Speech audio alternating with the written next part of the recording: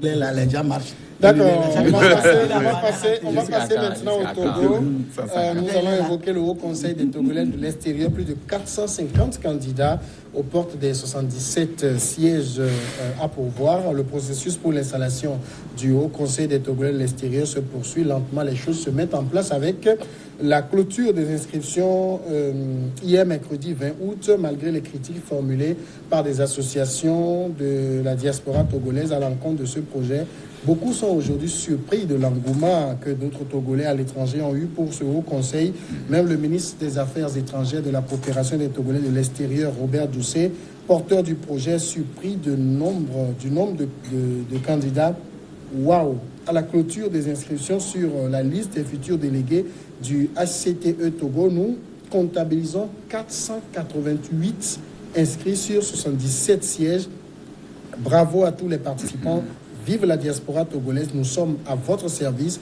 A tweeté le professeur Doucet, a-t-il tweeté, ce qui veut dire que les initiateurs du projet ne s'attendaient pas à un tel nombre. Pasteur Edo Komi, je crois que vous avez été témoin de la salve de critiques qu'on a eue de la diaspora vis-à-vis du projet, mais là, 488. Non, mais ce n'est pas le chiffre. Non, le chiffre, ce n'est pas ce qui peut me faire changer d'avis. On peut avoir 1000 candidats, mais ça ne me fera pas changer d'avis par rapport à ce projet. Je ne sais pas du coup comment cela est né, de fait que du coup, aujourd'hui, on se dit être proche de cette diaspora, les gens qu'on a toujours qualifiés, des gens qui... Jadis, on les qualifiait de destructeurs. Tantôt, on dit la diaspora togolaise, c'est des gens qui veulent détruire le Togo par-ci et par-là. Non, c'est on entend le gouvernement souvent dire des choses de ce genre. Le gouvernement? Oui, bien sûr, que c'est des Togolais. Qui a toujours dit que la diaspora est très importante pour le développement du pays. On les a toujours qualifiés. On a toujours qualifié les gens. Dans quoi? C'est quoi tu mets dans le gouvernement a toujours qualifié. On a eu des propos. Je dis, on a des propos. Des propos pour qualifier. Pour qualifier les Togolais de diaspora qui ne veulent pas le développement du Togo. Ils sont là ailleurs. Ils vont ternir l'image. Les gens, ils vont pour ternir l'image du Togo. Je dis, voilà, en ce terme, ils vont terminer l'image. Qui le font également. Voilà. Aujourd'hui, du coup, on est concerné par ces Togolais. On dit, on est proche de ces Togolais. Moi, je ne vois, il y a ce projet, ça ne m'inspire pas confiance. Et moi, je reste dans ma dynamique, qu'on ait 1000 candidats, qu'on ait 2000 candidats. Non, parce que tout ce qu'on est en train de faire, vous savez... Au Mali, il y a un conseil des je sais, au Sénégal, il y en a un peu partout. Mais quand on le fait au Togo, il y a toujours des trucs derrière. Il y a toujours des considérations politiques. C'est pourquoi beaucoup de Togolais, je crois, n'ont pas du tout confiance à ce projet. Même si on porte, on donne le chiffre. Non, 488, on peut le chercher, on peut chercher. Chercher 488 dans la diaspora, est-ce que c'est mystérieux? Il n'y a rien de mystère dans tout ça. Ça me fait un peu rire par rapport au propos du passeur. Non, mais... C'est un projet qui est né depuis 2014, lors des assises sur la diaspora. Une volonté. Justement, lors des assises sur la diaspora à Paris et à Lomé. Et donc, c'est la mise en application de cette volonté de cette diaspora que le projet est en train d'être mis en place. Alors, si aujourd'hui, on me fait quoi? C'est vrai que, comme il le dit, dans beaucoup des officines, on entend parler, il y a des intoxications. Les gens en parlent beaucoup. Et pour dire que c'est un projet fondé sur toute pièce. Alors, mais je dis que cette fois-ci, le gouvernement a le souci de nouer avec sa diaspora. Sa diaspora. Et donc, pour ce faire, c'est avec cette diaspora que les choses vont se passer réellement. Et donc, vous savez que le projet était même lancé depuis le 15 juillet et ça devait prendre fin le 10, mais ils ont prolongé ça jusqu'au 20. C'est pour permettre à toute la diaspora... Il n'y avait pas de candidat? Non, pas seulement parce qu'il y a trois candidatés. C'est parce que... ils sont allés trouver. Non, justement, c'est pas parce qu'il n'y avait pas de candidat. Non, j'ai la parole. C'est parce que pour permettre à certaines associations de la diaspora d'être... d'avoir un HTC un peu plus inclusif. Et donc, c'est ce qui fait... Et donc, je crois que les candidatures ont été annoncées par... comment l'appelle-t-on? Et comment l'appelle-t-on, ceux qui préfèrent se positionner comme délégués tout a été fait par appel à candidature et tout a été fait. Donc, c'est la volonté exprimée par cette diaspora que le gouvernement est en train de suivre de près. Et donc, aujourd'hui, je me rends compte que avec cette diaspora, ça n'a pas un caractère politique, hein. C'est un caractère social et puis associatif.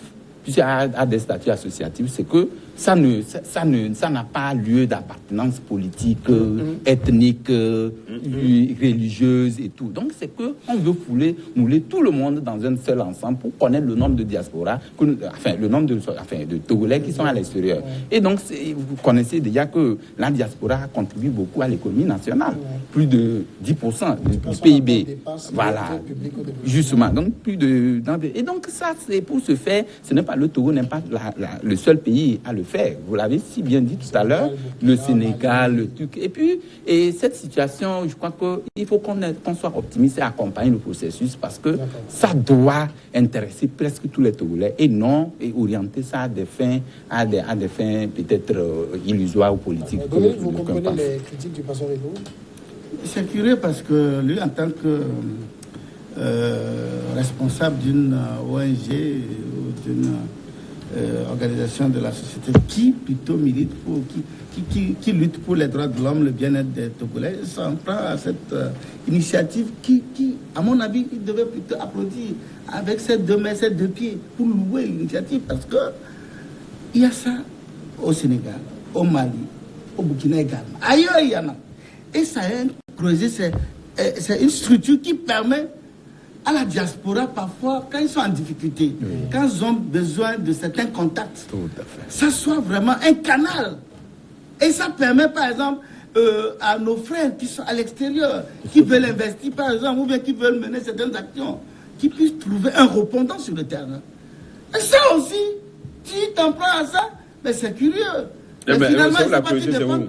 La curiosité est où? Mais la curiosité, c'est que tu n'es même pas capable de défendre. Mais comment je peux défendre? Et puis n'oublions pas que dans les revendications de TAC 14 d'antan, il a prévu, il réclamait le vote de la diaspora. Voilà une structure qui va recenser et voir le nombre de Togolais dans tel pays, et éventuellement lorsque le processus sera acté. Donc à travers ça, c'est le droit de vote de la diaspora. Les Togolais peuvent également voter. Donc je crois que ça ne sert à rien de jeter tout ce qui est bon aussi dans la poubelle. Mais ce qui est bon, il faut garder, il faut l'apprécier, il faut le saluer. Et je crois que c'est l'engouement qu'on observe aujourd'hui, parce que c'est vrai qu'au niveau de la diaspora, il y a ceux qui ont passé le temps, ou passent le temps à marcher, les militants du PMP et de quelques militants de l'ANC qui sont très actifs sur les réseaux sociaux, qui envoient des inepties, des injures. Maintenant, ceux qui veulent bâtir ce pays, en ne tenant pas forcément il faut les laisser. De tel est président, tel est au pouvoir, non. Il faut les laisser. Eux, ils sont conscients de l'amour qu'ils ont pour leur pays. Moi, je te dis, la dernière fois à Bruxelles, j'ai rencontré un monsieur qui était vraiment très hostile au régime. Et à chaque fois, je donnais même son nom, vous allez même l'identifier. Mais il est venu à Lomé, quand il est rentré, il était étonné.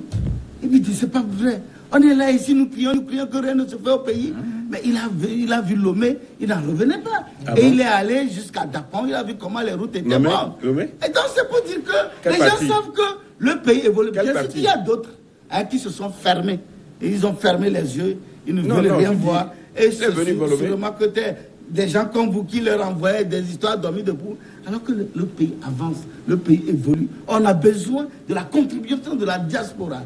C'est vrai, ils contribuent énormément dans l'économie togolaise. Mais maintenant, on veut leur apport d'une autre manière, dans une structure bien organisée, comme cela se fait ailleurs, notamment au Sénégal, au Mali, au Burkina et ailleurs. Donc je crois que le Togo va avancer. Aidons le Togo à avancer, non? Restons là à critiquer, à jeter le bébé, l'eau du bain du bébé ou bien comment. Pour penser à d'autres, de toute façon, la diaspora s'est longtemps plaint de n'avoir pas une structure qui lui permette, en cas de problème, de besoin exprimé, de pouvoir la poser dans la structure. Mais voilà qu'on tente de les organiser et vous trouvez qu'il y a un souci. Oui, mais quand je parlais tout à l'heure, je crois que mes amis ne m'ont pas du tout compris. N'ont pas du tout compris. La procédure qu'elle a été menée de manière de manière transparente comme les gens le disent. Ce n'est pas ainsi. Nous, on le voit, moi personnellement, je ne le vois pas ainsi.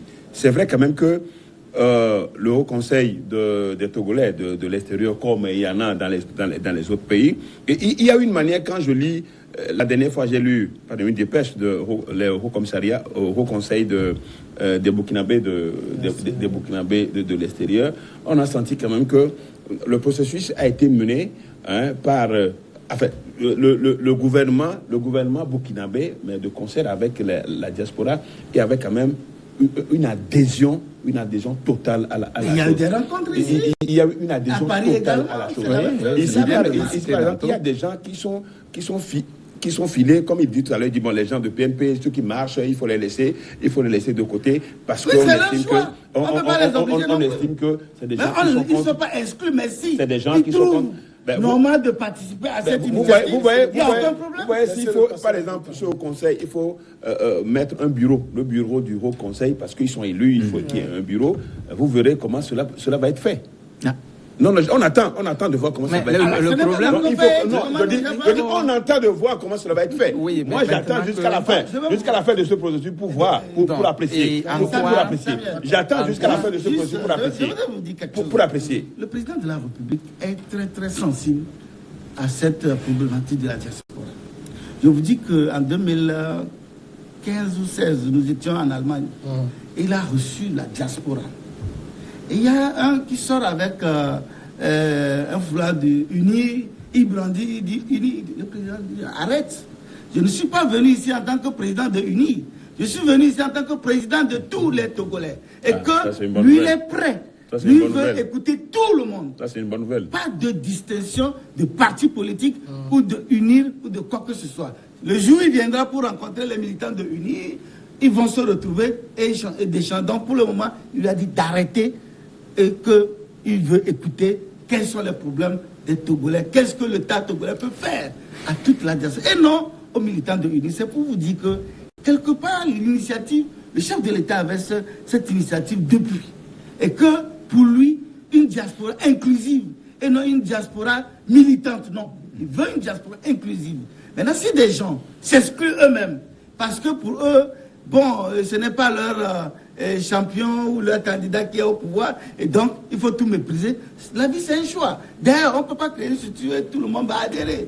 Donc, il y a ceux qui trouvent qu'ils sont prêts à venir bâtir le pays, ils vont adhérer, mais ceux qui sont là, ils rejettent tout. Non, cette structure ils sont libres. Parce il faut voir l'engouement que ça a suscité. Quand on a lancé, parce que les gens ne s'attendaient pas que les gens puissent... Le conseil là doit être hautement militant. Les Togolais de la diaspora puissent avoir l'engouement de participer à cette initiative.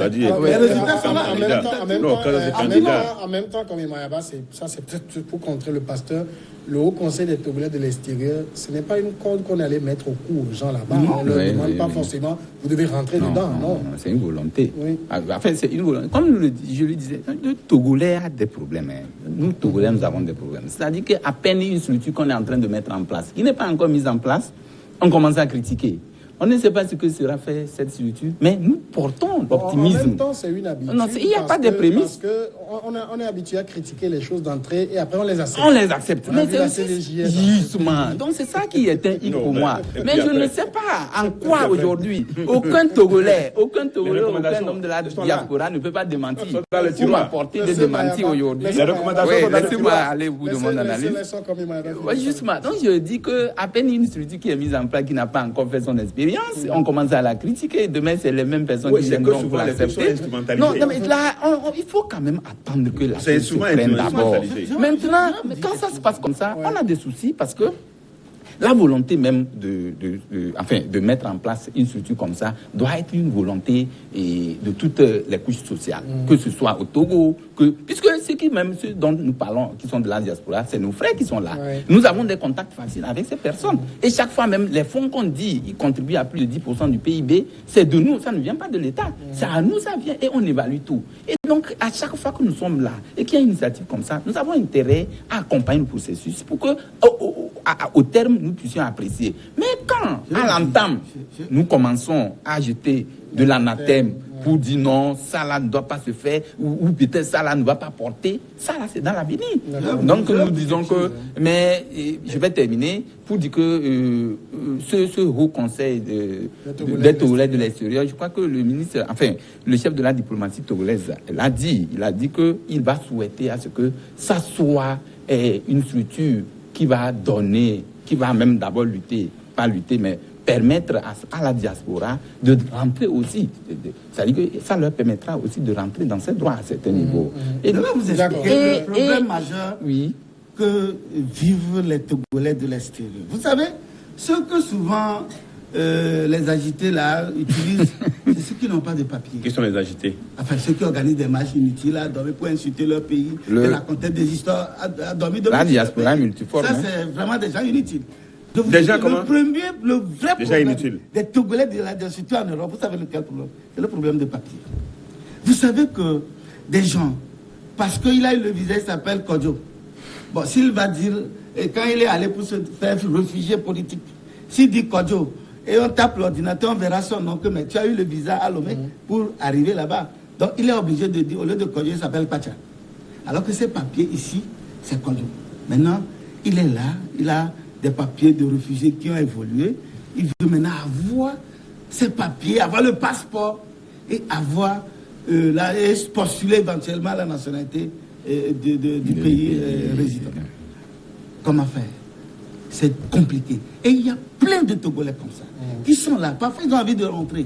Voilà des problèmes réels que ces Togolais de la diaspora veulent voir rapidement mettre en place cette structure. Et ils font, puisque c'est des Togolais, si aujourd'hui... Pour régler ces problèmes-là, pour régler, tu penses? Mais attends, ils vont régler. Mais si aujourd'hui, tout le monde sait que ce n'est pas seulement les Togolais qui vont postuler pour les histoires de réfugiés politiques, que ce soit les Sénégalais, les Béninois, tout le monde, tous les Africains. Et quand ils arrivent, pour raison de papier, tu es obligé d'aller mentir qu'on a voulu te tuer ou on a tiré une balle dans le dos de ton papa. Tout ça, là, on connaît ça. Maintenant, le pays a besoin de venir construire. Alors, il suffit de les écouter et trouver une approche de solution. Leurs familles sont là. Quel papier tu avais avant? Comment on peut t'aider pour que tu puisses avoir le passeport? Maintenant que l'État a pris soin aussi d'aller vers la diaspora pour les établir les passeports. Donc voilà des problèmes réels. Donc arrêtons de supputer. Les gens sont là, ils veulent venir, ils vivent des situations, ils ont des problèmes réels et ils veulent voir cette structure mise en place rapidement. Parce qu'il y a aussi quelque chose qu'on semble oublier. Quand on parle de diaspora, ce n'est pas que l'Europe, ce n'est pas que les États-Unis. Non. Il y a plus de Togolais en Afrique qu'en Europe et aux États-Unis. Eux aussi, ils sont intéressés par ça. Non, je suis parfaitement d'accord. Mais souvent, quand nous parlons de la diaspora, eux, ils font moins de bruit. Quand on parle de la diaspora, souvent on pense à l'Europe. C'est ça qui est l'erreur. Je dis, oui, c'est l'erreur. Oui, c'est l'erreur. On ne sait pas que le Togolais qui est au Bénin, il est de la diaspora. Le Togolais qui est au Ghana. Donc, quand on parle de la diaspora, on pense souvent à l'Europe et puis aux États-Unis. Là, c'est une erreur. Donc, les Togolais de la diaspora, c'est un peu partout. Les Togolais qui ont quitté, qui sont en dehors de leurs frontières, sont les Togolais de la diaspora. Et ça, sincèrement, personne ne peut dire le contraire. Bon, donc, ce que nous disons, mais souvent, ceux qui font de bruit, comme vous le dites, c'est des gens qui sont dans les autres continents, en dehors de... Ils sont très minoritaires. En dehors de l'Afrique. Avec WhatsApp, on peut seul dans son salon et faire un grand bruit. Oui, non, mais il y a des bruits utiles, hein. Il y a des bruits compte tenu de la situation dans le plan, on pourrait dire que la situation dans le pays politiquement, ça tient. Ça pas. En 2017, quand on était au temps fort de la crise, tout circulait sur les réseaux sociaux. Moi, j'ai pris le véhicule, je suis arrivé à Cotonou. Les gens pensaient que j'étais sorti d'un pays où tout brûlait. Il y a quelques rues qui sont occupées. Me voici, je suis arrivé, il n'y a rien. Non, personne ne pouvait il y avait même Aimé Goguet qui était aussi là. On devait même faire une émission sur une radio Omega, mais il s'est éclipsé, il a laissé un certain Cisco. Mais il faisait croire que le Togo était à feu à sang, on marchait des cadavres. Je dis aux gens, mais moi je viens de Lomé, j'ai pris mon avion pour venir ici, mais je n'ai pas roulé sur des cadavres. Ça ne veut pas dire que je vais aussi raconter cette année. Tu peux donner l'image réelle de la situation. Tu ne peux pas le dire pour dire, parce que j'étais comme anecdote aussi, comme chose. J'étais sur une radio de la place où après l'émission, quelqu'un m'a appelé des États-Unis, m'a dit, mais c'est pas possible, quoi. On nous fait savoir que les militaires tuent sur tout Togolais au Togo. Mais voyez, ça dit que l'information, quand ça passe. Justement, c'est ce qui se dit. C'est-à-dire qu'une fois l'information passe, on la transforme. Non, c'est pas l'amplification, mais c'est vrai que la situation n'est pas normale. Il y a des situations normales. Il y avait une marche qui n'avait pas prospéré. Mais tu sais ce que les gens ont fait? Ils ont allumé des feux. C'était sur le boulevard Colombe de la Paix, sur la colline là. Ils ont fait des images. Ils ont balancé. Mais quand les gens ont vu l'image là, ils ont pensé que Lomé était à feu à 100%. C'était des individus qui ont juste fabriqué ça. Lomé dit. Personne ne vit pas. Lomé ne vit pas. Mais il faut reconnaître que la situation. Il faut toujours perdre le pays à noir. Non, on ne peut pas se donner à ce jeu, mais quand le truc n'est pas bon, il faut le dire. Non, oui, d'accord, d'accord. On est pour ça, on est d'accord. Maintenant, il faut une information grossière. Comme on le dit, et ça tout le monde le sait, quand les gens quittent pour aller en Europe ou en Occident, ils inventent des histoires. Ils ont intérêt à ce qu'on pense que ça brûle, pour ne pas leur dire que bon, votre pays est maintenant pacifié, rentrez chez vous. Oui, mais ce n'est pas aussi, la situation n'est pas aussi normale. Ça aussi, la situation n'est pas aussi normale. Et c'est cela que souvent les organisations de la diaspora mobilisent pour leur marche. Parce qu'on leur dit, bon, face à ces mouvements à Lomé, organisez-vous. Non, parce que, en vous voyant, il y a les Togolais de diaspora qui sont contents, qui veulent que la situation change autrement. Il y a des gens qui sont là, qui veulent que la situation change autrement et qui est dans ce pays, qui a le respect des droits de l'homme, qui a le respect des terres. Il y a des gens aussi qui sont là. Ces gens-là, on ne peut pas dire que bon, ils sont inutiles. On ne peut pas dire que ils sont inutiles. Je suis d'accord avec ils n'épousent pas l'idée, enfin, la philosophie du. Mais en même temps, pasteur, est-ce qu'il n'est pas idéal de taire tout bavardage et de dire nous voulons une organisation, voilà nos propositions, améliorer telle manière. Le ministre se dit ouvert à toutes les propositions. Je suis parfaitement d'accord qu'on pose le sujet et qu'on fasse des apports de solutions. C'est tout à fait normal. Mais souvent, quand c'est comme ça, vous savez, comme on a dit tout à l'heure, on a toujours l'intention d'instrumentaliser, de politiser les choses. Donc quand les gens prennent, on dit, ben tout ça là, est-ce qu'on ne le fait pas pour un parti, pour donner l'image d'un parti politique à l'extérieur? Ben c'est ça. Et c'est ça, c'est pourquoi je dis, beaucoup de personnes sont sceptiques sur le projet, on attend jusqu'à la fin pour voir. Maintenant, mais qui gagne le trophée? En fait, dans ça, je ne pense pas que... On veut que c'est un trophée national. Ouais, justement, maintenant, quand il y a d'autres personnes qui sont là qui peut piloter, qui peut financer, c'est le gouvernement. C'est le gouvernement. Tu veux cotiser dans ton église pour mettre en place cette structure. Mais si les membres de mon église arrivent à comprendre ce qu'on est en train de faire, ils peuvent cotiser. Oui, mais dans ce cas, c'est notre cas. Mais non, j'étais en train de dire que non, que... Bon, en fait, pour résumer cela, je crois que le Haut Conseil des Touaregs de l'extérieur, et au-delà des intoxications, en fait, moi j'appelle ça intoxication parce que beaucoup parlent de ce qu'ils ne connaissent pas. Pour le moment, sur les réseaux sociaux, quand vous voyez ce qui se raconte, c'est beaucoup de choses, alors qu'on n'en est pas encore là.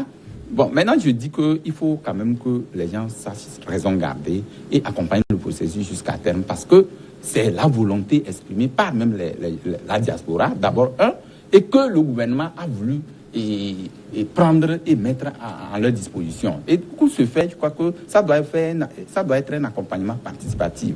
Et d'ailleurs, souvenez-vous bien, parce que quand il s'agit de ce haut conseil de la diaspora en 2014, les assises de Paris, c'était le point numéro 1 qui était souligné. Et donc, si aujourd'hui le gouvernement revient sur cette question pour dire non, c'est la volonté exprimée par cette diaspora, il faut la mettre en place. Je crois que ça ne doit pas être des sujets sur lesquels nous allons nous attarder pour dire que non, on va utiliser ça à des fins politiques, que c'est des gens qui sont en train d'inventer ça, on va recenser des gens partout, ou que même ce n'est même pas la diaspora. Ça ne nous servira à rien. Ça ne nous permettrait pas d'avancer. Le gouvernement a décidé que lorsque vous avez le passeport togolais, vous pouvez rentrer sans prendre le visa. Mais je vous dis, c'est le lobbying de certains membres de la diaspora qui a expliqué au gouvernement que parfois, pour aller prendre le visa, c'est d'un coin à l'autre. Et c'est pénible, et c'est contraignant. Mais voilà des questions réelles que cette structure, si elle est mise en place, elle fera des propositions utiles au gouvernement, et le gouvernement fera toujours ce qu'il peut pour améliorer leur retour, leur déplacement. Donc je crois que nous devons vraiment saluer l'initiative. Même ceux qui s'agitent aujourd'hui, qui marchent, qui ont l'habitude de marcher et que pour eux, bon, le Togo, sympa, mais ils vont profiter de cette structure. Parce que quand il y aura certaines améliorations, ils seront surpris que il est facile de venir au pays et de rentrer sans trop de complications, de papiers, de ça. Donc je crois que quelque part, quand quelque chose est acceptable ou quelque chose est bon, reconnaissons-le. Et je crois que tu feras œuvre utile à dire à tes amis de la diaspora qui te disent de dire que non, c'est une histoire bidon, c'est un... Qui me disent, qui me voient que... Ils pensent même que tu me vois me prêter à ce jeu. Tu me vois me prêter à ce jeu, que c'est les gens de la diaspora qui me disent, moi, à mon âge... On n'en a pas besoin. C'est une structure qui n'a rien à voir avec un parti politique. C'est une structure qui œuvrera vraiment pour le développement, pour faciliter et accompagner on attend de voir de la diaspora. En même temps, on l'a dit, la diaspora, le vote des Togolais de l'extérieur se pose avec acuité. Il faut forcément organiser les choses pour aboutir à ça. Oui, mais je crois que c'est vrai quand même que dans les pays où ça a marché, le droit de vote, le droit de vote de la diaspora a marché, ce n'est pas forcément par le Haut Conseil. Il y a eu quand même une organisation. Oui, il y a une organisation. Il y a une organisation qui pilote ça. Donc, moi, je ne pas forcément cela. Mais si aujourd'hui... Le Burkina et eux, ils ont cette tradition que la diaspora vote. Et je crois que c'est cette structure, ils s'appuient sur cette structure pour organiser le vote de la diaspora. Donc, je crois que le gouvernement est en train de satisfaire l'une des revendications de la C14 dont il faisait partie, quand il faut aller au droit de vote, il faut aller au droit de vote de la diaspora. Vous imaginez que le gouvernement fait quelque chose qui ne le profite pas? Parce qu'il s'agira de vote de la diaspora. Le gouvernement fait ce qui profite au peuple togolais. Donc il faut filtrer les choses. Il faut filtrer les choses. Il faut filtrer les choses pour arriver. Il faut filtrer les choses pour arriver au droit de vote de la diaspora. Et cela, ceux qui sont au pouvoir ne le feront jamais. Ne le feront jamais à perte. Ne vont jamais courir à perte. Demain, ceux qui voteront, les Togolais, les CR qui voteront, il suffit qu'ils justifient qu'ils sont Togolais. Mais ça aussi, c'est là aussi où il y a le problème. Mais c'est là où il y a le problème. C'est là aussi il y aura des problèmes. Merci Mayaba, merci Pasteur et Dominique. Dominique le sait très bien que c'est comme ça que cela va finir. Il sait. Et l'objectif visé.